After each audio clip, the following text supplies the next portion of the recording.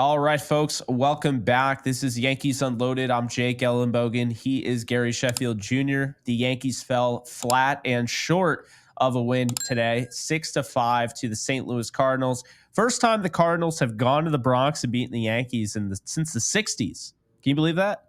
What?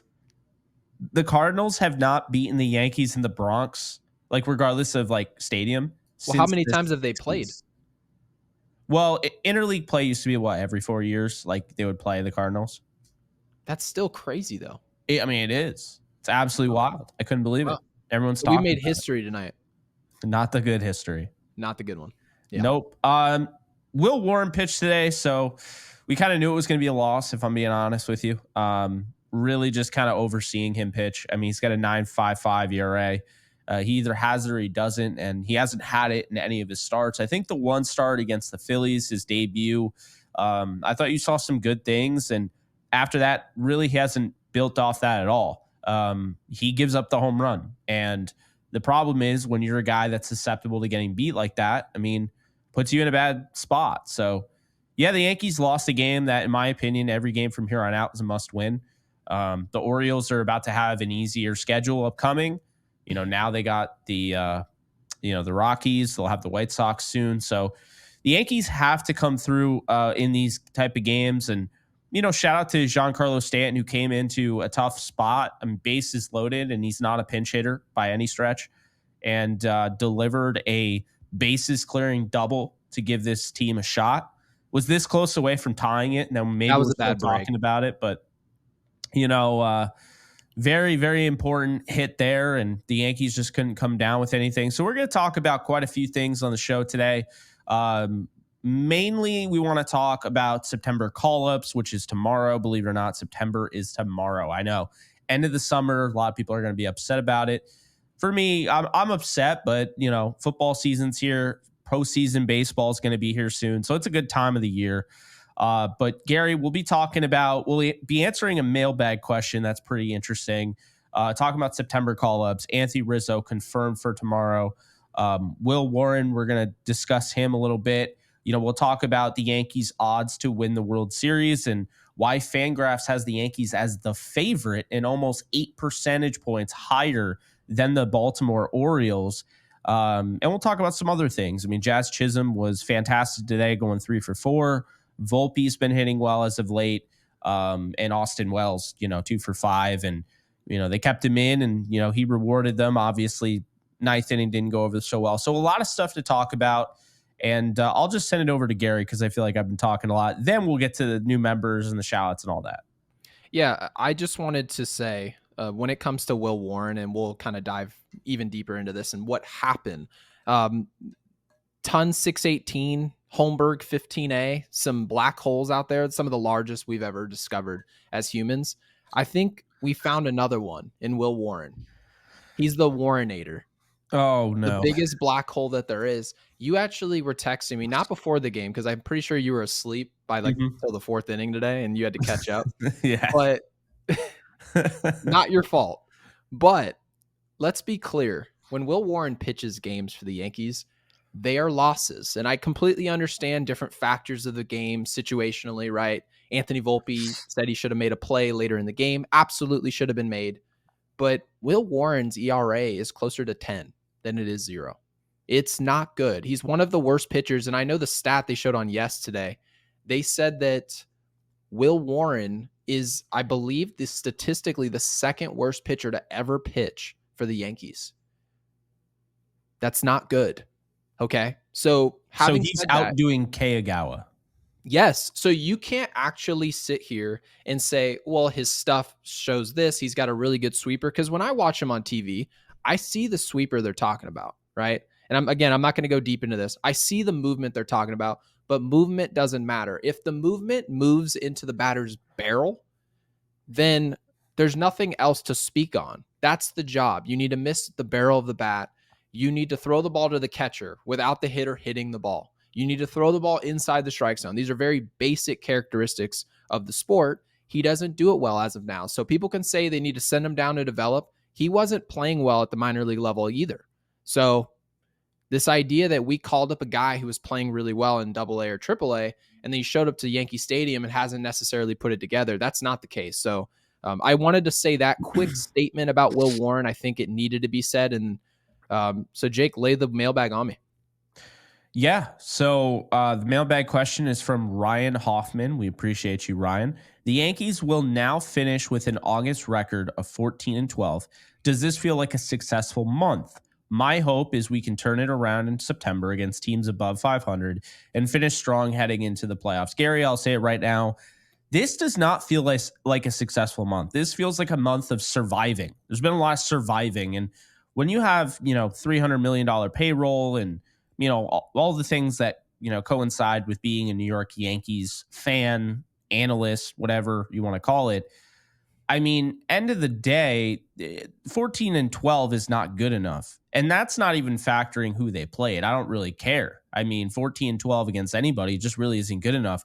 This is a team that should be 5-6 games up in first place in the AL East. They should probably be closer to 90 wins than be one win away from 80. And that is the issue. This has been the year for baseball. So I'm not going to act like the Yankees are the only team dealing with this, but 14-12 is not acceptable. It's not. And, especially, the issue in the kind of the rut that they were in, I don't really feel like they've climbed out of it the way we were expecting them to. They've kind of just existed, and they're just like floating around in the water right now. They're not quite in control. They're kind of treading water, and they got to be careful because they lost today. The Orioles win today, and it'll be a half game lead, and then you're one upset win tomorrow away from the Orioles being right in position where if they sweep the Rockies, they're back in first place. So it is a concern. And really, I talked about how important that last game against the Orioles was before the All-Star break because of the, tiebreaker. You don't want the tiebreaker to matter, and they don't have the tiebreaker. They have to essentially win out against the Orioles in that last series to secure the tiebreaker. So that's something you have to keep in mind. And they would not have the secondary tiebreaker against anyone because their AL East record is terrible. So that's another thing to keep in mind. Like, yes, it was really important for them to get that tiebreaker against the Guardians, right? Well, Definitely. Now the best thing they can do is just win as many games as possible and not worry about the tiebreaker against the Orioles. If you go into that series up 2 games, up 3 games, what have you, then you're probably shot, right? You really want to get up 4, 5 maybe by that time. That may seem like a lot, but the best way to get to that point is to take care of business and hope the Orioles lose their games. And the Orioles have lost their fair share of baseball games. So really there's no excuse essentially. Okay, I'm going to try and answer this question as direct as possible, but along the way I'm also going to ask another question. Mm-hmm. If you really think about what happened in August, okay? So when you guys watch this show, it'll be more than likely it's either going to be late August 31st or it's going to be September 1st.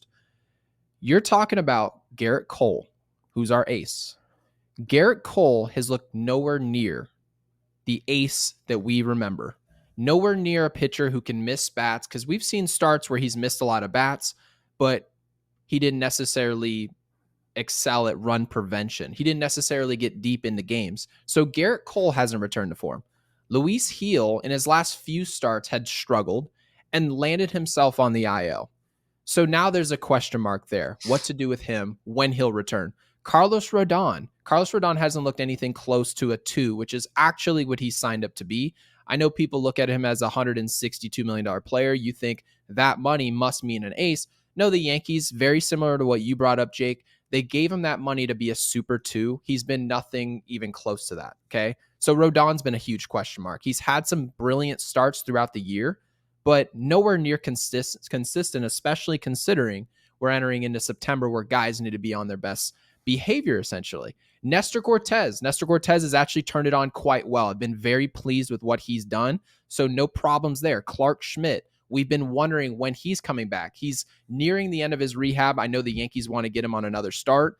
Cody Poteet hasn't been here. right? He's another guy who landed himself on the 60-day IL. So he wasn't here. And Will Warren's a black hole. He's the biggest black hole we've ever seen. So having said all that, the Yankees offensively are the second best offensive team in baseball behind the Arizona Diamondbacks. That's statistics, not my opinion. That's not me figuring out who's in the lineup. It's none of that. It is simply how many runs do you score on average every day?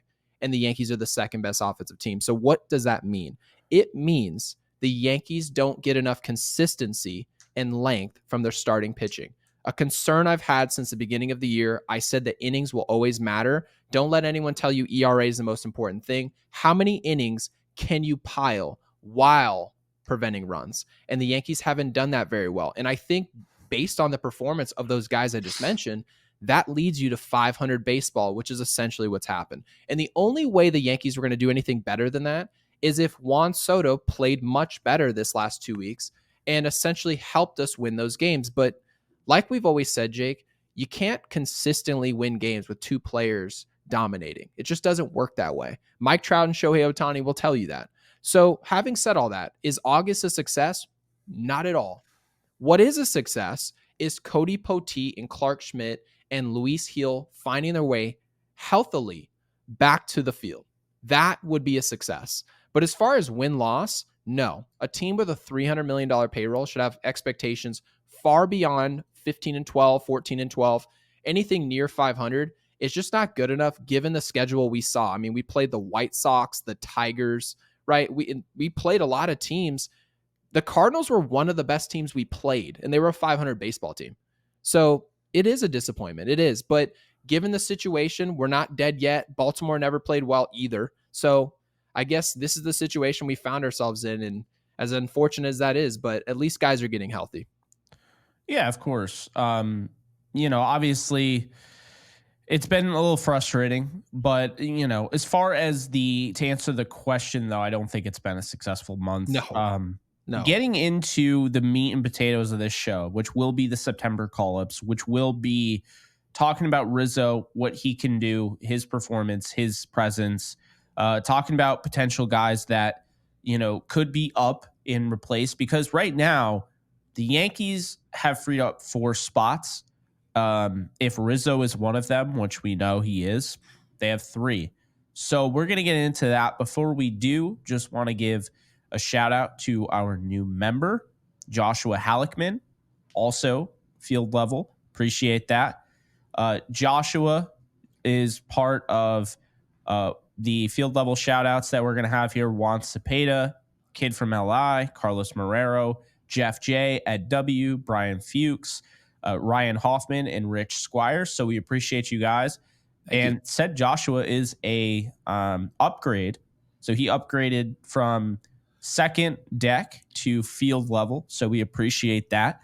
Just want to let you guys know if you'd like to do that as well and be a part of, the mailbags and what have you. You can do so. The link is in the description and the comment section. And of course, you can hit the join button if you haven't already become a member. We have 20 members now. Also, you can also listen to this on audio formats and podcast formats and all of that. So wherever you get your podcasts, just look up Yankees Unloaded. It will be there. Okay, Gary. Anthony Rizzo is being called up tomorrow. And I think Scott Efros is as well. Finally. We have not seen this guy pitch since 2021, 2022? It's been a while.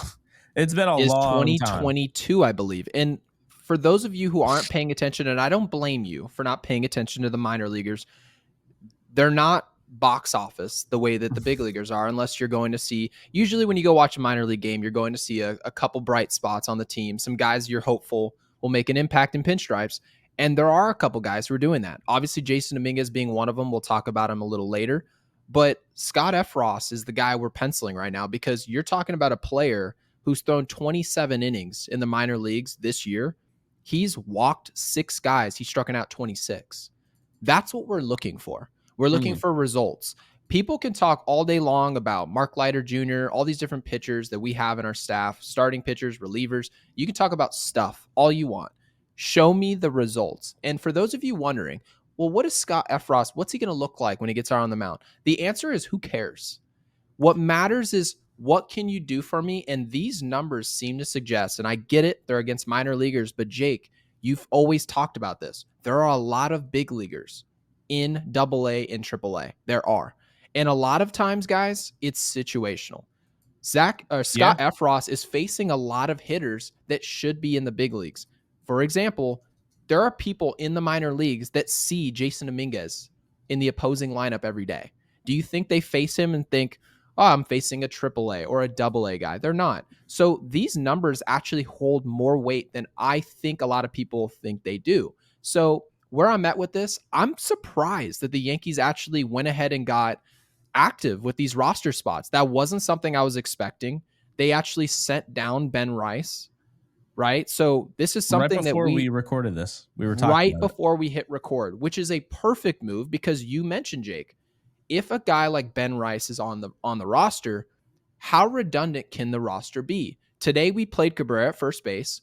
If you have Rizzo, who you just admitted to us is getting called up tomorrow, then why would you need Ben Rice up here to take essentially no at bats, send him down to the minor leagues, allow him to develop, and maybe you have a player you can either flip via trade or you can bring him up later at first base. So I thought it was a really good move by the Yankees, and it should excite everybody.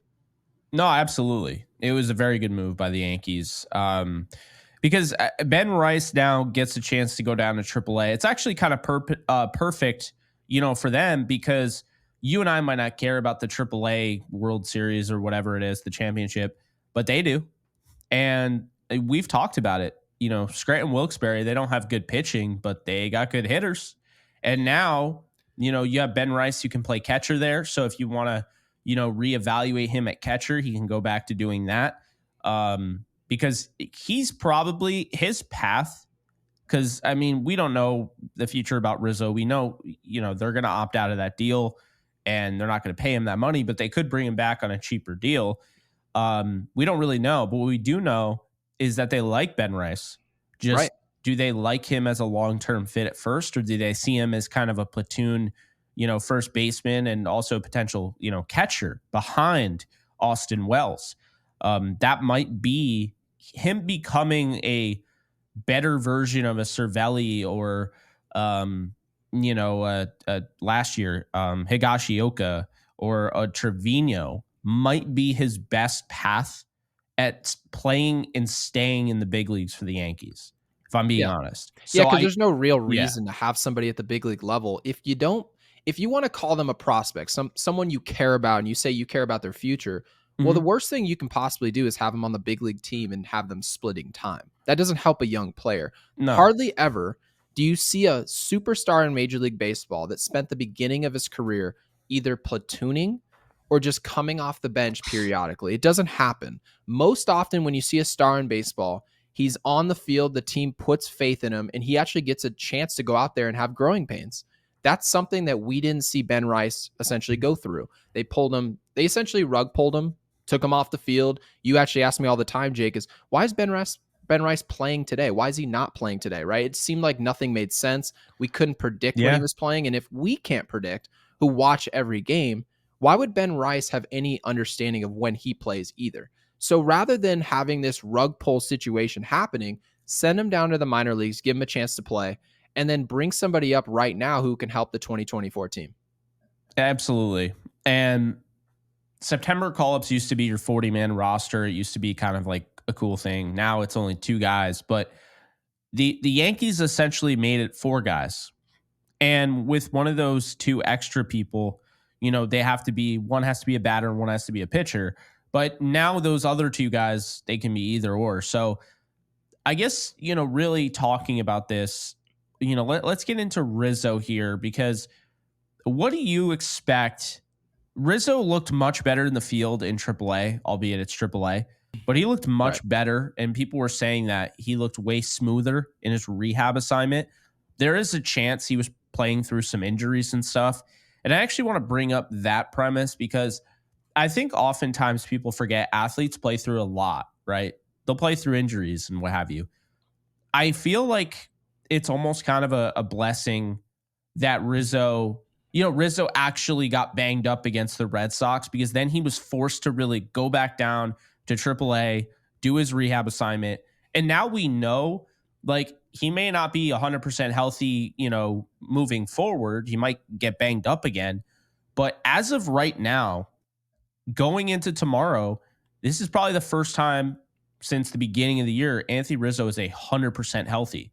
That's the cool thing about that, is because it checks all the boxes. When you have to do a rehab assignment, you're not getting through that. They're not pushing you through that, because otherwise they just wouldn't have you do a rehab assignment. So I find that a lot of guys that are playing through injury and what have you, now it forces the team's hand. It forces the organization to be a little bit more cautious. So you're not going to be called up more often than not. You're not going to be called up until you are 100% healthy, as opposed to 90 or 80%. And we're seeing that, Gary, because John Birdie reportedly will not be one of the call-ups. So they're doing that with Birdie.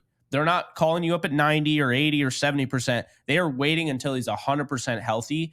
And I kind of like that. And I really like that about Rizzo. So, back to it, what are your expectations for Anthony Rizzo as early as tomorrow? Yeah, because I know people are probably thinking this. They're probably listening to this podcast thinking, Gary, Jake, why the hell should I care if Anthony Rizzo is coming back to this lineup? This isn't Albert Pujols. This isn't an above average first baseman in the league. And I would tell them, you're absolutely right. Anthony Rizzo probably, right? He has the physical capability, but we're talking about a guy who's 34, 35 years old. He's more than likely not going to come up to the big leagues and put on a show. He's more than likely not going to have some Matt Carpenter run with the Yankees. We get that. Yeah. But here's where I want people to temper their expectation and understand the role, because these are role players, and not everybody has to be a great player on a great team or a team that wins the World Series. And the best example I can give you is the Texas Rangers last year. They have some great players, but there are players who just played roles that not many of us can remember the names of. So let's actually talk about what those expectations should be. Ben Rice, he had a lot of at-bats for the Yankees this past few months. He had 149 at-bats. And a lot of people would consider, at least at the beginning, that he was very successful, right? He had a 3 home run game. He had a couple weeks where he was driving in a lot of runs. He was very helpful for this team. We talked about a league average ops, because I remember we used to talk about why Ben Rice is on the field. And even with his low batting average, his ops was in the high 700s despite it. Well, his ops now is at 624. So when we talk about the player that Anthony Rizzo is actually replacing, he's replacing a player whose WAR is negative 0.3. So in actuality, what my expectations are is for Anthony Rizzo to fight like hell to be average. Go be average. On base percentage for Ben Rice, 269. That's atrocious. It's bad. And this is a player, by the way, we mentioned his number one strength. I'm not going to pick on this. Is a 25-year-old kid, right?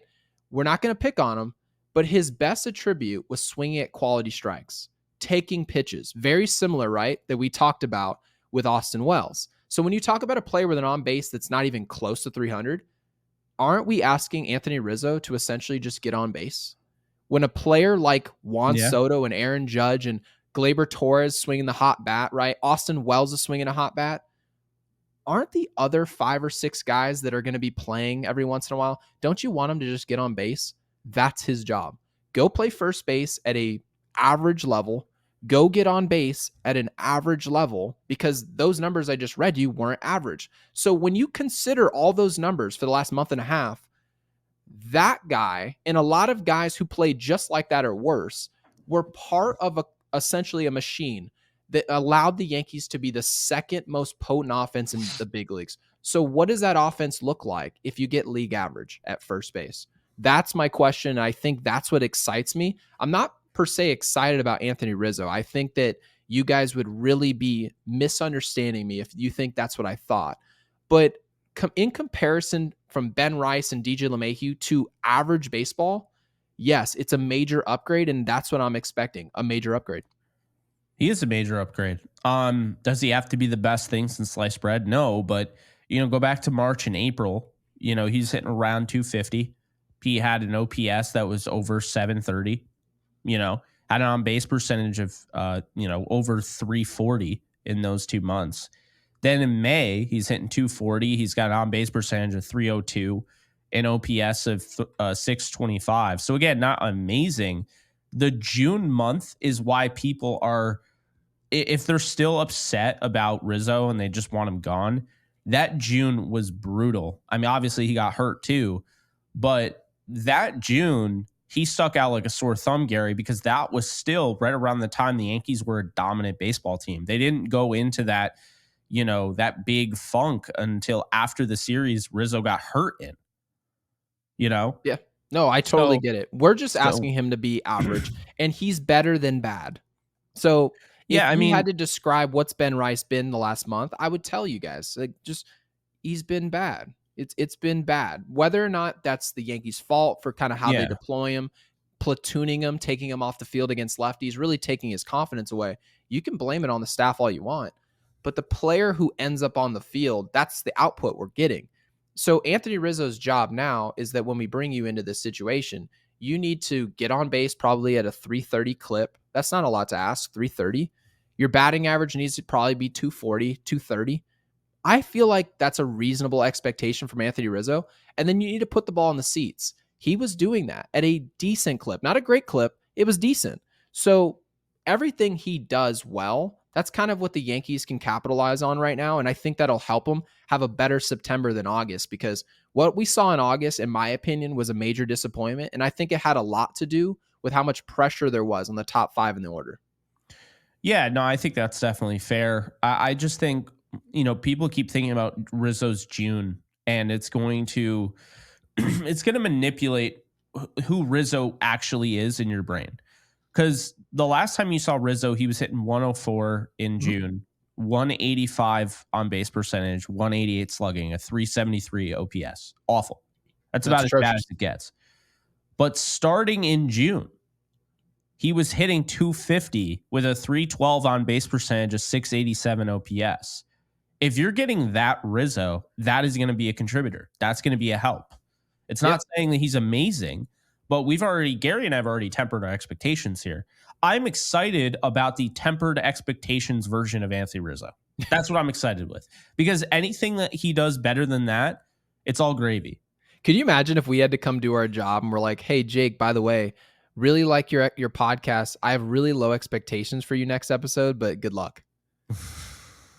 I mean, it's definitely, I get it. These guys are millionaires. I think play we're being sports, fair, but it's got to though. be tough to be. We are being fair. I mean, how can we can't act like we're getting back John Olerud. I mean, come on. I mean, I would say, so Rizzo had 32 home runs his second year with the Yankees, hit 224. He's hitting 223 this year, which is a career low. I just, like, for me, like, I feel like Rizzo, what he's been in New York as a Yankee, he's been pretty much a 240 hitter, pretty much. We'll say 230 to round, whatever, around 230. So he's been, lower 230 hitter for his career. And his on-base percentage, it's been around 320, 330. That's all you need him to be. I mean, in 2022, his WAR was 2.3. The other years with the Yankees, it's been 0.5, 0.5, and now negative 0.5. We need it to be 0. Yeah. That's the number you're looking for. What's Anthony Rizzo's WAR from the day he comes back tomorrow? Because, again, guys, we're confirming he comes back tomorrow. Anthony Rizzo, when he gets to the field, when you look at his baseball page, you go to Baseball Reference, MLB.com, I don't care where you go. His WAR needs to say 0. And maybe you put a lot of weight into WAR, maybe you don't. But at the very least, the players that have a 0 WAR, it tells you their numbers on average are closer to average. That's what we want. We want the most average baseball player you guys have ever seen. And I understand a lot of people are going to say, why should I root for average? You probably shouldn't. But given the fact that all the roster decisions are already, they've come and gone, the deadline has come and gone, the offseason has come and gone, there's nothing we can do about that. With the personnel we have, Rizzo is an upgrade. And I don't want you guys to be like, wow, what could this team be with Rizzo? No, I guess it's really, what can this team be if you get mediocre at first base rather than DJ LeMahieu, who's not playing defensively well at first base. I feel like them even suggesting to me that he's even league average at first would just be blasphemous. And then obviously offensively, DJ LeMahieu is a black hole. He's an out, and it's just a ground ball machine. There's no other way to describe that. So I think Rizzo is an upgrade over whatever that is. So we'll take it. Yeah, I mean, Rizzo in the postseason, I think, is where we're going to see the most value because I think Rizzo is a good postseason player. Mhm. He's proven that with the Yankees. I mean, 49 games played, 10 of them with the Yankees. For his career, he's a 218 average. He's got a 724 OPS. With the Yankees, his last year, which he played 9 of his 10 games on in Mhm. 2022, he hit 276 with a 984 OPS. Oh, it's incredible. So, like, Can I say one thing about Rizzo, though, when it comes to October, which actually proves your point and brings this whole thing home? mhm. Anthony Rizzo is never going to be nervous. When anyone talks about the bright lights in New York and how bright those are, because they really are overbearing, right? You've Yeah. got all these podcasts, all these shows, and that's not even what makes it so hard. It's the fact that everyone pays attention to everything you do. No one lets anything go. We can all admit that. Yeah. But Anthony Rizzo dealt with a situation in 2016 that will far surpass anything the Yankees will ever put on his plate, and that will be breaking the curse for the Chicago Cubs. There was no situation in baseball history that should make a player, whether it was Ben Zobrist, right, whether it was Baez, Chris Bryant, all those players, those guys dealt with a level of pressure, and it was negative pressure. Because if they had lost that series, I mean, could you imagine what the ramifications would have been for that? So Anthony Rizzo knows what it's like in October to deal with really just ridiculous pressure. So I think that's actually a feather in his cap and should help him in October. I'm not saying that you guys should just be like circling Anthony Rizzo's name come October, but he's at the very least not going to be a guy where you see us come up to the plate and go, oh, who's hitting? Oh, it's 7, 8, 9. It's Rizzo, Verdugo, and whoever. And you can just head to the bathroom. No, we think that there's something there based on his pedigree that says something can happen. And in my opinion, Jake, this might sound harsh. DJ LeMahieu, I don't care how many times you run him out there. I don't care how many times you run Verdugo out there. I have no expectations whatsoever. When the pitching gets better, I have no expectation that anything's going to get done. So decent is better than atrocious. Yeah. Decent is better than atrocious. I like that. So, I mean, we kind of played, I mean, essentially, right? We have Rizzo already being on this team. Mm-hmm. We both think Efros is going to be the call up for pitching. So those two prerequisites are done. We have a batter and a pitcher. Now the other two can be both hitters. They can both be pitchers. How do you see the Yankees, doing this? Because I actually kind of wonder if, obviously we want to see Jason Dominguez, Mm-hmm. but at the same time, if they're not going to play Jason Dominguez and, for another week or two, I'd rather Right. have them just wait until they're ready to play him every day over Verdugo. So I could see Duke Ellis called up. And the reason I say that is because Ellis is a pinch runner. And when you call up Rizzo and you send down Ben Rice, you're losing some speed on the base paths. So they need another guy because Ben Rice has actually been their de facto pinch runner, if you haven't noticed. I noticed that today. He actually ran today. Yeah. So I don't think it's crazy to assume they call up a guy like Duke Ellis to be the pinch runner. If they go in a different direction, I would probably say it would be Peraza because he was up the most recently and can give them, he can give Torres a day if they ever, want to give him a day off. He can play second, he can play short, he can play third. So can Vivas. So, we'll see there. An interesting one. I don't believe he's on the 40 man, but would be Caleb Durbin. Okay. They have a You're real. super high on this kid. I think you and I both are. I mean, we looked at him, Yeah. we're like, okay, this guy just gets on base. He's literally just Altuve. But the thing about Durbin, though, is the Yankees really need to figure things out. He's not on the 40-man roster. Right. So if he's not on the 40-man roster, if their move isn't made in time, he's done. He can't be on the postseason roster. He can't. Mhm. So I'm speaking just guys that are currently on the 40-man. Duke Ellis is one of them. Jason Dominguez is another. Vivas and Peraza. That is really it. Birdie's on the IL. He can come off the IL, but they already told us it's not happening tomorrow. So those are the only guys that really, it's either Ellis, Dominguez, Vivas or Peraza. And if it's not Dominguez, I could see Ellis or Peraza. I don't see Vivas because they called him up, for 3 games. It just didn't even play him. So Peraza actually started some games. I wouldn't be surprised if it was Peraza. Yeah, you absolutely could be right, but I feel like I'm going to disappoint you here with my answer. I feel like based on what the Yankees have got from their staff, whether it be starting rotation, They're going to go whether 2 it be pitchers. from Warren, I think they're going to go double Dutch on arms. And the I can't reason I hate say on that that. is the list that I gave you guys. People talk all day long about the Yankees' ability to come back in games, and they're atrocious. They're actually winning percentage worse than the Chicago White Sox this year when behind after the first inning. It's dismal, right? They win less than 20% of their games. So the question here is, why is that happening? And my answer, I'm just going to give it to you straight here. That is the starting pitching and the inability to get outs. The Yankees need more arms. I think at the deadline, they told us they want to get a lefty and a righty, right? They want to give us a solution there. We're going to get a lefty and a righty. Long story short, they went out and got De Los Meatballs, to which we've talked about, we've joked about, we've laughed about, but they didn't go get that lefty. What did they do? They went out and got Mark Leiter Jr. Why? Because of his splits in Chicago against left-handed hitting.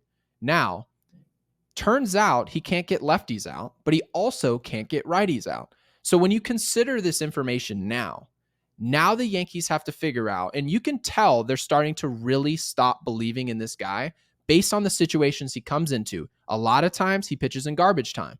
That tells you everything you need to know. So having said that, now you move over here to the 40 man and you say, well, hold on. We've got 4 open spots starting tomorrow. How will we use them? You probably should use them to replace or put someone in position to earn the role over people you don't believe in, like Leiter Jr. So I'm even looking at temporary guys like Marinaccio, right? You're talking about guys. Efros will be coming up here. I mean, there are other guys in their system. In my opinion, it's just going to be arms. I really do. I think that's what it's going to be. And it could be Gomez. You never know. But based on what the Yankees are doing, they're scoring, guys. Long story short, this team is scoring. I get it. When we lose games, you feel like, well, we could have scored another run, right? We get it. But this team scores. Their problem is depth and just pitching altogether. Consistency, whether it be from Cole, Rodon, all those are like the sexy guys struggling. No. What are the complementary guys in your rotation? What are they doing? What are the complementary guys in your bullpen? What are those guys doing? And right now, they're not pitching very well. So having said that, I use all these 4 spots, well, 3 of them, right? Rizzo and the other 3, I just go all arms and make sure Will Warren, I'm hoping there's a restraining order at Yankee Stadium for Will Warren. He should not be anywhere within 10 miles of the stadium. Yeah, it's looking at what they have. I mean, Trevino is getting obliterated in AAA. So you don't like so you don't like the idea of that. No, Misiewicz and Majewski, they're both lefties. Okay. They both were not bad in their limited run up at the big league level. I'm not going to try and say that name, but I feel like that's a fit with Majewski. I mean that's my favorite of those two. The 2 lefties I just brought up. Cody Poteet could be back soon as well. I don't think the problem is we would have known. Yeah, we would have known by now if Poteet was one of those guys. So he probably isn't. So yeah, probably not. It seems like the Yankees usually give us an announcement before they're going to do something. Well, they did by doing those 2 moves. So we know that sending Warren down, they're going to replace Warren with an arm for the bullpen. Otherwise, they would have just kept Warren. So if that's the case, Trevino, like I said, is getting obliterated in AAA. His stuff in AA, he actually was pitching well. AAA, not so well. Obviously eliminating different options here. Clark Schmidt, not an option. They said that he is going to have another rehab assignment, and then he'll be up. So it won't be him. Poteet, we haven't heard anything about, so not him. Misiewicz and Majewski, those are guys that are in contention, I would say. Ron Marinaccio in contention. Marinaccio is, I think, pitching better than both of them. He also has a good major league stat line. Can I get this out of the way, by the way? Because I Yeah. know, trust me. Oh, Ian Hamilton. He got taken out because the back He was taken spasms. out. He's hurt. Let me get this out of the way because I know I understand people probably consume this show and think that we don't know them. But let me tell you guys, for our listeners, we know you. And people are going to say, well, why is it that you can't replace these guys with arms, right? You go Rizzo, you go 3 arms to really help. But you could also DFA guys like DJ LeMahieu. You could DFA guys like Alex Verdugo. And you can open up your roster spots and bring in a guy like Jason Dominguez and the arms that Then you we're really playing want. GM. Yeah. Now you guys are asking me essentially to be the general manager of the Yankees. That's what you're asking. Which I by would the way, easily take that job. we would take the job, of course, but they have to agree to it. And here's the thing. We're not in that position. So we don't get an opportunity to argue even for it. We've talked for months about the fact that Alex Verdugo really shouldn't be playing. I get that they talk about, hey, he made a good throw today. Every once in a while, he can put together a decent couple games in a series. Yeah, most players in baseball can do that. If they play every single day without like missing a game, they will do something of that nature. But we're sitting here in a situation where people are going to ask us, why don't you open up these spots with players that are underperforming at the big league level? And to which we would say, we've already asked for that. So now essentially what we're doing here, Jake, we're not saying what the Yankees should do. That's not what we're doing here. We're trying to diagnose based on the roster moves that the Yankees just committed to, which is sending down Warren, sending down Ben Rice. Tomorrow they get 2 open free spots for a position player and a pitcher only. So that means you get a position player and potentially 3 pitchers. We're telling you they have 4 open spots. What are they most likely to do? Because we don't want to prepare you guys for what they should do, because you're going to wake up tomorrow and be disappointed. We want you guys to have realistic expectations for what is going to happen and maybe not what should. Correct.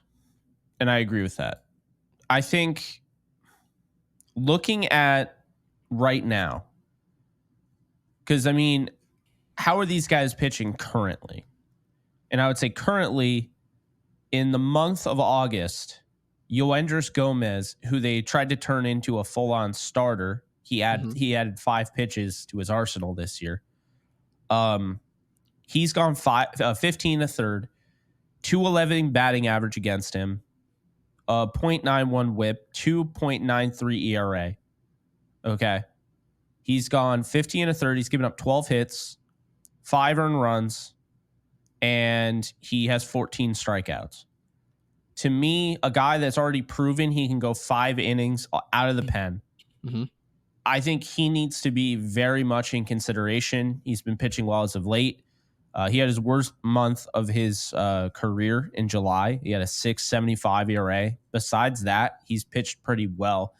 I think he has to be in play there. He's one of the guys that I would really like to see.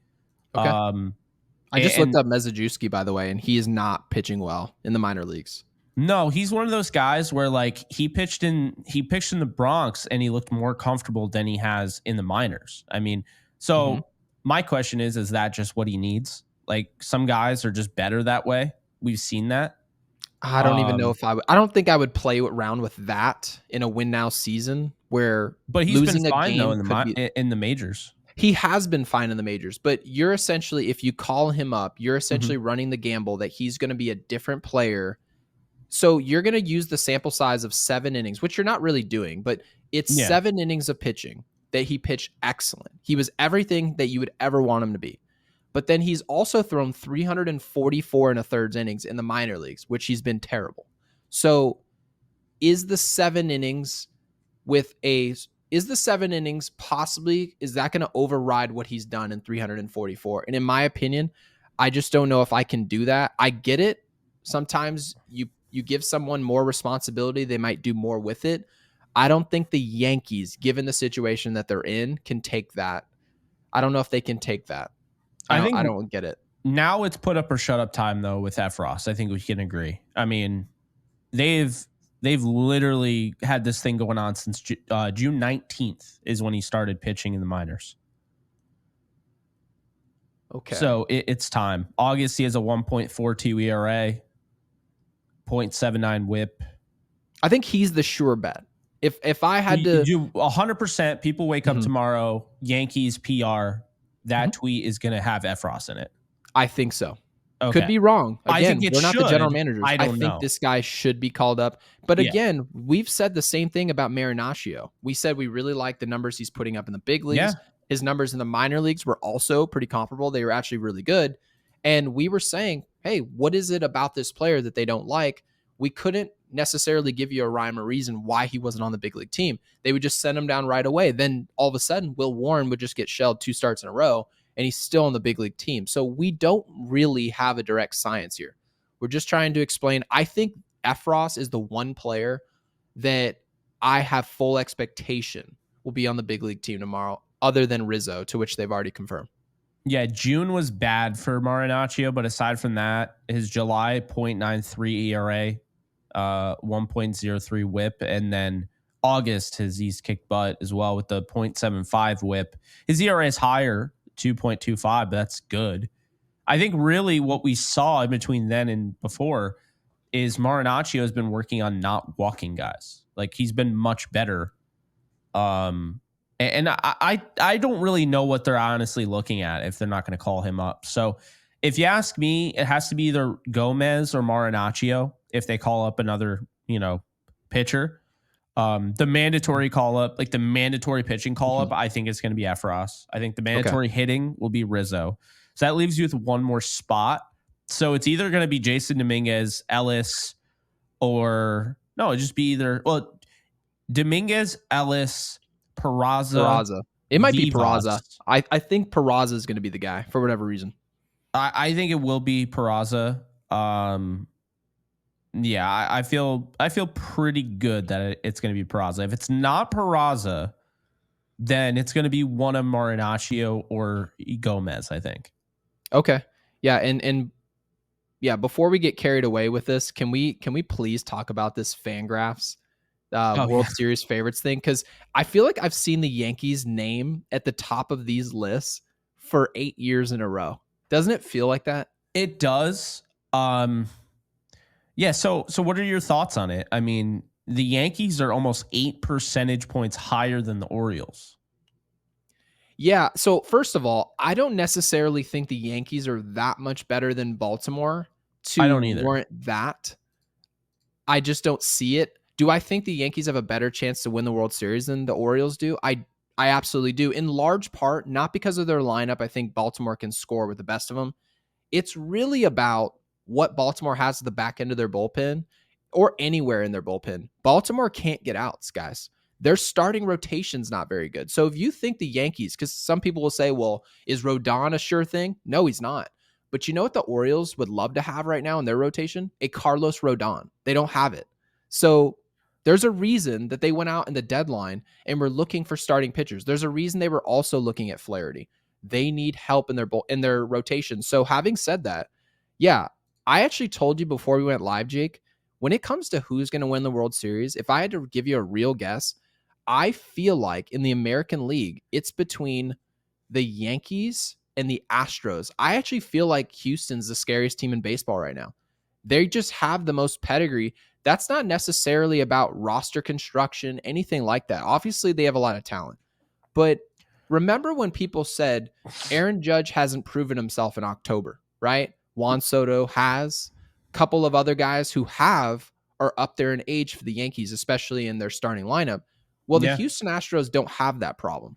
The No. Houston Astros, all the guys who They are do on not. their team, you can have the expectation that they're going to be there in October and performing well. Why?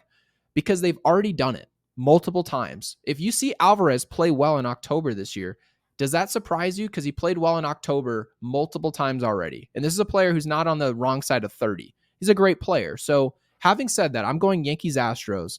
And in the NL, I get it. The Dodgers have the highest odds in the NL. I understand it. Philadelphia's odds seem a little high to me right now. It's at Yeah. 12% based on what I'm looking at. I mean, they're a bad team right now.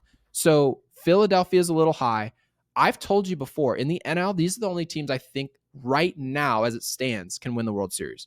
I believe the Phillies have a outside chance to win the World Series. The Dodgers probably have the highest odds. Then I have the D-backs and the Padres. Those are the teams. I understand all these other teams. They look at the Braves at 7%. Baltimore's at 7%, right? Philadelphia's at 12. In my opinion, it's those three teams in the NL and a couple of teams in the AL. This is why we said, guys, don't worry about the Yankees being a flawed team. Look at that list. Look at the list. The Dodgers don't have answers in the rotation. Clayton Kershaw just left yesterday with an injury, got rocked by the Arizona Diamondbacks, and they had to win 10-9. So if you think that we're the only flawed baseball team, I've got news for you guys. So I just thought this list was interesting. I know some people are going to be pissed saying, why don't the Royals at 2.8% get any love? Well, you're the Royals, so suck it up. The Guardians, super low on that list. The D-backs at 4.6%, I thought was egregious. So here's what I will say. I think stats can really give you kind of a hint as to where things are going to go. Okay. The things that I focus on, runs scored, okay? Everyone is going to have to give it their best, as far as pitching. But if you already know how to hit, you can already, create runs and what have you. You got a shot in the postseason. Even with bad pitching, you still have a shot if you can create runs. And the Yankees, they do it better than anybody in the AL. The second best, the Orioles. The third best, the Royals. Here's why I eliminate the Royals. And by the way, the Astros, while, they don't have the things that I'm looking at, I think the Astros are a team to look out for mainly because of, to your point, the pedigree aspect of it. I don't think this team is overly dangerous on the road. I don't think that they score a ton of runs. Obviously, they don't allow a lot of runs, to be fair. They had a very good August, by the way. Yeah, that's the thing. You come in, are you a hot team? Are you a team with experience? Half of their lineup has been there, done that. So the Astros definitely belong in the conversation. I would shy away from the Guardians because they're not a great road team. They're great at home, but they're not. I mean, they've fallen off a little bit. They were in a rhythm, and now they're 4-6 in the last 10 games. They're not going to be having many home games from the way that looks. So based on what you're saying, you're not going to be high on Seattle, who can't score a run to save their life. And they are below 500. They're -10 on the road. Absolutely not. That team is not playing on the road. That team is only playing on the road. So not good stuff there. I don't want to put too much of an emphasis, but I do think it matters. The Twins, they win on the road. They're not the best road team. They have, a surprising number of runs scored, more than the Guardians and Astros, believe it or not. Would not be surprised if the Twins snuck and took away one of those, whether it's the Guardians or the Royals. I wouldn't be surprised. The Red Sox, they win on the road. They can't win at home. Okay. The Red Sox are eliminated for that reason. 31-38 at home. That's not good. Plus, they give up 644 runs. To put it into perspective, the Yankees have given up 561. So that's not good. The Royals, dominate at home, but they're one game above 500 on the road. I can't trust that. I just can't. So the Royals, to me, eliminated. Red Sox. Twins, I think the Twins can win the division. I don't think the Twins are going to win the World Series. I think it's really the Astros in the whole Steph Curry, Klay Thompson, Draymond Green aspect where they've been there, done that. You just don't bet against a team like that. The Orioles, I would keep them. They're good on the road. They're good at home. They have equal 39 wins on the road, 39 wins at home. They score runs and they prevent runs. So really, it's between the Yankees, the Orioles, and the Astros for me. As far as we're the best road team. Yeah, I mean, I don't really think it's remotely close. It's not. They're the best road team in the league, not the American League, the league. There's only another team with 40 wins, and that's the Padres, which is another reason why I think the Padres are in play here. Padres are 40-28 on the road. Completely agree. I think San Diego is going to be deadly in October. I understand people look at it from the outside looking in. They lose Juan Soto. They trade for Arias. Obviously, Arias at the top of your lineup isn't as potent as what Juan Soto could potentially do. But when you look at what Merrill's done over there, some guys have gotten better in San Diego that people didn't anticipate. And when you have that happen, Dylan Cease, when you see what he's doing, these teams are deadly. They can pitch, but most importantly, Jake, you bring it up. They can score and they can win on the road. So I actually really like the prospect of trusting what a team's done throughout the regular season on the road, because when you talk about these teams to win the World Series, outside of the Yankees, outside of the Dodgers, a lot of these teams are going to have to go on the road and beat those guys. That's what it's going to take. It's going to Yeah, take going to Dodger Stadium. It's going to take going to Yankee Stadium. When absolutely. there's 65,000 people there and people are hounding you, who are you then? Well, if you've been all year, you've just been losing games. Why should I expect you to show up in October and change that narrative? We shouldn't. So we'll use pedigree. I love that you brought that up, and we'll kind of see how that unfolds, because some of these teams, they're going to feel slighted when they go on a run in October, to which we predicted in San Diego, and they only gave them an 8% chance. I feel like that's a little underwhelming. Yeah, I mean, they got Profar, they got Solano, Cronenworth, Machado, Bogarts, Merrill, and Peralta. I mean, Peralta, Great team. veteran player, Didn't gives they them get that. Tanner Scott? Yeah. What are we So saying here? Back so end of the ball. they're very similar to the Yankees. They score very similar as far as runs scored. They're very similar there. But another thing about San Diego is that they prevent runs. They only have 583 runs given up. I Yeah. mean, it's not the best, but it's not the worst either, And so that's the thing, is that you have the Braves who have 522 runs allowed, and Mariners have only allowed 512, but no one gives a rip because they don't score. No one's looking at like Seattle like, oh yeah, this team that can't do anything on the road, yeah, they're going to be a problem. No one should be scared of Seattle at all, period. They're not at all a scary team. It's only The their own scary fans should be team, afraid. the scary team, and they've given up more runs than maybe you would want. But yeah, again, Yankees, Orioles, Astros in the AL. I mentioned the Padres. The Dodgers absolutely belong there. They're good on. They're very, very. They're probably the best home team, period. Mm-hmm. And they're solid on the road, and they score a ton of runs, and the runs allowed are still in the 550s. That's great. Mm-hmm. So, they've won 8 of their last 10. The Diamondbacks have scored more runs than anybody. They give up quite a few runs, 635, but they find ways to get it done. They're a 38-win team at home, and they've won 38 games on the road. How does the reigning NL champion, who got better, so underappreciated, have a 4.6% chance to make it to the World Series or winning the World Series? I don't get that. And these are teams, by the way, the Dodgers and the D-backs, both of which, if they make it to the World Series, they have the Yankees with the highest odds. Well, what can't the Yankees hit? Oh, that's right, left-handed pitching. That's right. So all right, I'll say I don't this: get it. the top 5 in the NL, those are the teams to look out for. That's what I'll say. I think the World Series will be either the Yankees, Orioles, or Astros in the AL. And in the NL, it'll either be the Dodgers, Phillies, Brewers, Padres, and Diamondbacks.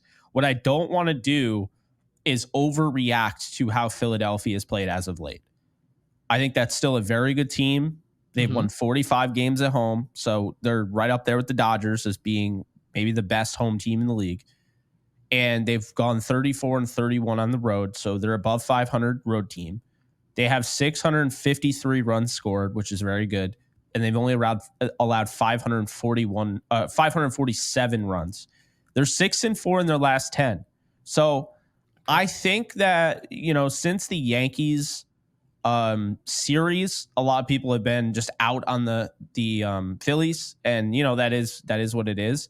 But I'll be honest with you, they won that Kansas City series. They won that Houston series. They're in the driver's seat tonight to potentially win this Atlanta series. And that's the thing, is like after the Yankees series, because they lost to Cleveland and then got swept by the Yankees, and then they only won one in the series against Seattle, people didn't really pay attention, because then right after that, they beat the Dodgers in the series. They won 2 of 3. But the Arizona Diamondbacks practically destroyed them. They lost the first game, and then the Diamondbacks won 3 straight. They lost to Miami. They're beating Miami and Washington. No one's paying attention. So I think the Phillies have been off the radar a little bit, if you ask me. and they're actually not as bad as people are making them out to be. They still have the record. They're still 79-56. I wouldn't rule them out. So I think really looking at it, the top 5 in wins in the NL, the Diamondbacks, the Padres, the Brewers, the Phillies, and the Dodgers. One of those teams is going to be your NL, champion, and I wouldn't be surprised if it was any of them.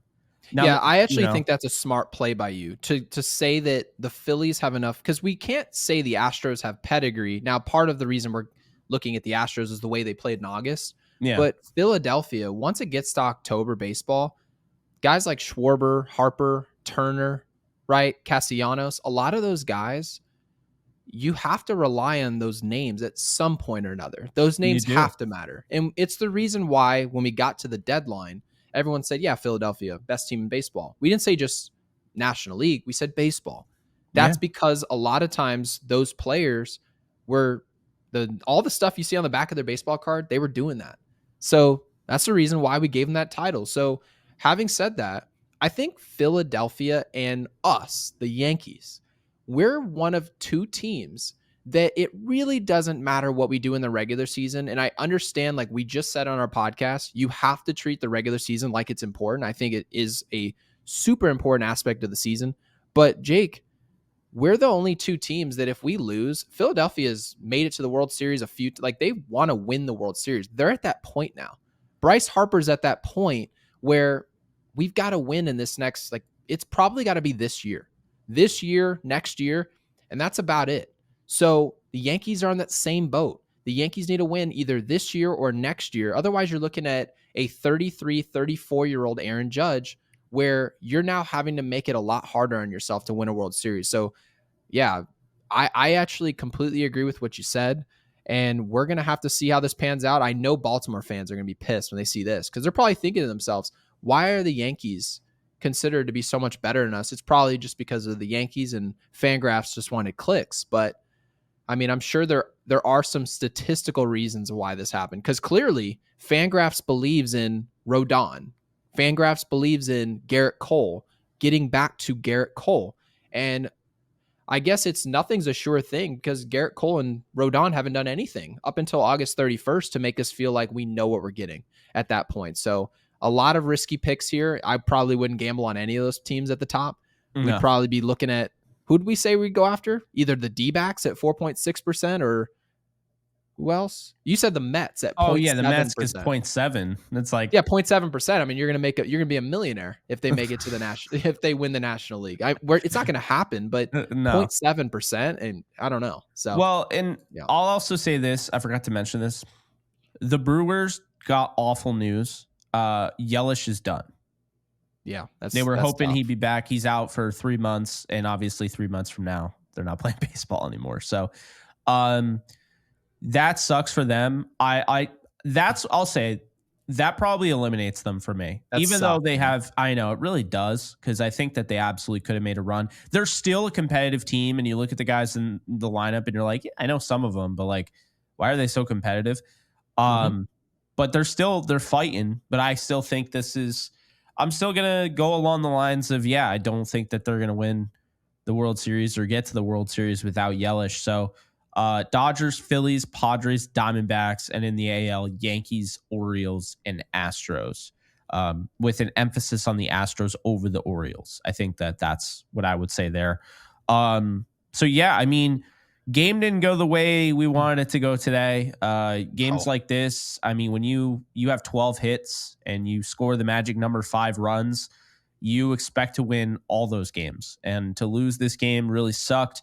And they lost it by that much. If you really think about it, Stanton, ball just hits just shy. Normally he hits those out. Came very close. You got to give him a lot of props. Still does not have a home run in pinch hitting situations. So yeah, the tag team of Warren and Leiter Jr. is just the turd sandwich that just never goes away. That taste in your mouth. It's unfortunate. And pitching is so important in the game of baseball. Maybe not ace-like quality pitching, but a level of pitching that keeps you in the game. Warren didn't keep us in the game. You can't give up 4 runs. I understand Volpe had a play he should have made, but you give up 4 earned. We want to make sure that's heard. 4 earned runs in 4 innings pitched. That's not going to do it. So No. when you have that happen, you give up 3 walks, 4 earned, and then Leiter Jr. comes out in a low leverage situation. He's probably just working on some stuff and he goes 2 innings and you give up 2 runs. Well, you can't necessarily look at your offense and ask Giancarlo Stanton to hit the ball any harder. The offense did what they were supposed to do. They punched back, but when you're when you're on the mat for that long, your expectations of winning probably shouldn't be very high. I mean, most teams that win in baseball, their pitching does a job that day. That's really the name of the game. Yeah, and shout out to Weaver, Mesa, and Hill. They came in and actually did what they were supposed to do. Yeah. So, giving them credit. Mesa's desperately trying to stay on this roster. He wants to be a part of the postseason. And I know people are against him because the ERA is high, but, you have to understand why the Yankees went out and got a guy like that. I mean, very low risk, high reward if it pans out. I mean, he's had some really good seasons in the past. So, I still like the idea of just this is their project, trying to, extract whatever you can out of them. If it doesn't work, you have guys in the minors like we talk about, Gomez and Marinaccio that can, take over. But I like that they're at least trying that. And I want to touch on one thing before we go. Has to be brought up. Oswaldo Cabrera. I can't even get on him. I think that call today was absolutely atrocious. I don't care. I think the Can you problem explain is that for our audience to make sure if they missed yeah. it? So if you guys missed it, it was the first batter of the ninth inning, crucial ninth inning. Obviously, this game's pretty much over, 6-2 at that point. And Oswaldo Cabrera works a 3-2 count in the ninth. Does a great job, great at bat. Also, shout out to Boone for playing him at first. Love that. But does a great job. And 3-2. He is, just going through the mannerisms and everything, like whatever. And they say he didn't make eye contact with the pitcher. So they said that was a pitch clock violation on the batter. And so he doesn't get a chance to swing the bat. It's an automatic strikeout. And, to me, I just think that the baseball just has this stuff ass backwards. They're trying to speed through the game, and I get that. But there is a natural, thing when you're going up against a pitcher and when you're going up against a hitter, there are things that are done. Like, guys have, okay, I have to touch my elbow or whatever, like all sorts of different routines that these guys go through.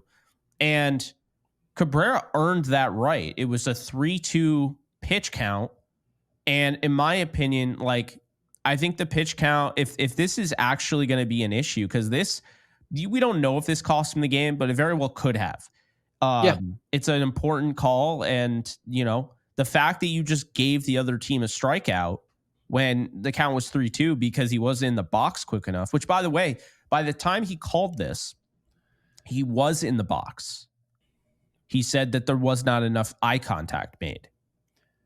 So, Okay, so based on the way that the rule is stated with eye contact, if that's the way that they're going to apply the rule, then technically I feel that they applied it correctly. But here's because I remember before we went live, we were talking about, yes, the the rule lack of may have been broken. consistency, like this is never called. They just Yeah, but randomly will yes, call it was broken, but do we even want this called if the rule is broken in the ninth inning? And I think at some point or another, someone needs to ask that question. Yes, we're trying to speed up the game, but is it necessary to speed up the game when we're in the final inning, potentially? And I feel like there can be some adjustments to this rule. Absolutely. Maybe you can make this call in the third inning, and I probably won't talk about it on our podcast. But when we're in the ninth inning trying to steam a comeback, well, yeah, I'm going to talk about it. And you potentially might change the outcome of the game, or at the very least are making fans feel when you make a call like this, when they're throwing their final punch, it feels like the rules are having more of an impact on the game than the players are. And that Yeah, matters. So I absolutely. didn't like the call at all, despite me feeling like the call was accurately used, but I just don't like the rule. I don't get it. I understand speeding up the game, but applying the rule when they applied it, I just don't see it as something that baseball needs. That is like it's 4th and goal at the goal line. And there is a delay of game on the offense, and you just basically gave the ball back to the defense and you lost. Right. I mean, you know the rule in the NFL where the coach is on the field. Oftentimes there'll be a penalty. Get off the field, they'll throw a penalty, right? Some coaches deal with this more than others. But you know when you would never make that call? In the Super Bowl on third down. Yeah, You no. just kind of know situationally, every once in a while, I'm going to let the rule book slide given the situation that's at hand, because we know the actual narrative of this game will now be on us and not on the game. So I just think as an umpire, you still need to have the human element involved here and know when to apply these rules and when not to. I know they're going to say we're trying to be straight across the board. We're not trying to have any human element. But guys, sometimes you just have to. We accept it in this sport every once in a while and then act like it's awful in another situation. 3-0 counts. We know inherently umpires are going to call pitches outside the strike zone. It just happens. The zone expands. Why? No one will ever tell you, but it's the human element of the sport. So somehow, some way, the game gets better with human element, and in other ways it gets worse. And today, yeah, it's just Today it got worse. I'm going to say it like this, and this is actually my dad's biggest issue with today's game, and he always says it. I hate that and his exact words, I won't remember the exact way he said it, but I thought it was spot on. I hate for 100 years or whatever, batting, like basically RBIs, runs batted in, were basically batting in somebody that had done their job to get on base. And now ghost runners have completely changed everything. So in history, where there'd never been a run like scored by somebody that didn't earn it, now you actually have in the history of the game, as my dad pointed out, you have guys scoring runs that do not deserve to score runs. Congrats, you were the last out the last inning. Here's a free run. So on your stats, they give you a run scored? Yeah, it's a run scored. That is ridiculous. That's why my dad's like, I hate that they did that. He hates ghost runners. I totally agree with it. And I'm sure he doesn't know about this yet, probably. Maybe he does. Okay. No, he was at his gig, so he definitely doesn't know about this. So when he finds this out, we're probably going to talk about this, and he is going to be so pissed because he hates the idea of, first off, officials affecting the game. But he also hates the idea that, so you're telling me in the rule books, it will go down as in history that Oswaldo Cabrera struck out without actually having a third strike thrown. So this is like bowling. This is like bowling when you really didn't get a strike, but you can really go on the little machine and you can put it in. But when you put it on the machine and it goes up on the screen, it's now blue. Or in a lot of different bowling alleys, it'll be red. So they don't keep it the same color. So what you're telling me, Jake, is there needs to be a website that says runs scored for your career, RBIs scored, like RBIs driven in, and then it says like fake RBIs, fake runs. Yeah. Not real runs. That is interesting because I get it. Technically, all baseball is, all sports is different rules are changed, and then numbers obviously are altered based on that as well, because you can also make the argument that stolen bases are widely inflated based on the bases being closer together, right? There are different rules that change numbers, but it's not quite as egregious in any other way than just manually plucking somebody who couldn't get on base an inning ago and saying, here you go, you're going to be at second base. And if there's a single slap to right field, congratulations, you have a run scored. Yep. And you're closer to scoring 100 runs and then asking for more money this offseason. That's crazy. Well, it gets even crazier. Helsley had 2 strikeouts, but one of those was Cabrera. So he didn't actually strike out Cabrera on his own. So he really had one real strikeout. He got credited with a strikeout for that. That's insane. Like, how is that? How do we just like go about our days moving forward? Like, how is that acceptable? We have a guy who, like, stats are meaningless at that point. We're awarding stats because some automatic strikeout rule. He didn't. I think the way baseball would take it is like that's goaltending. I think that's the way baseball sees this. They see it as like Steph Curry shoots a 3. If LeBron jumps up and grabs it midair, technically we have no idea whether or not it would have gone in the hoop, but you took away the ability for it to go in the hoop. So we're going to give Steph Curry the credit for it having gone in the basket. What's the problem? Well, because if it is like if they're looking at it as goaltending is someone doing something that is illegal. Okay. That like Okay. in a way, like so if LeBron goes up and takes the ball out of the air and we don't know it had no chance of coming down or whatever, like Right. Steph Curry, like he's essentially blocking Steph Curry illegally from like actually putting the ball in the hoop. Yeah, he's making it physically impossible for the ball to go in. And clearly Oswaldo here, did all you have to do is nothing let him hit here. again. Yeah. Oswaldo did nothing here. Like just give him a warning, reset the clock, reset the at bat, and there you go. But now you're basically saying, despite the fact he didn't cheat Helsley out of being able to get him out, he didn't just see that this is he slowed him down. He inconvenienced him. So now we're going to strike him. And now he gets a strikeout. I don't even have words. I will say this though. Next time Cabrera's up, he should just hit the glove on purpose and get a free base for him because he was screwed. I agree. I would just say, you know Michael what? K has brought this up a lot. There should be guys who are designated stinkers on your roster. Their sole purpose is to be fast. Like you can bring in a Dyson, for example, the pinch runner who ran Dyson. during those. Yes, who ran during those Kansas City World Series run.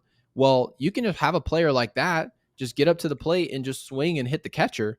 You can do it. Stand at the back of the box. Most catchers are taught to scoot up because of all the breaking balls they throw. You're going to easily be able to hit the catcher. Just get over to first base. You can do that. Yeah. So I agree with you. I think Cabrera should go ahead and do it just to set the tone. Yep. And then if anyone says anything after the game, be like, you know what? I felt like I needed a refund. So he gets his at bat refunded.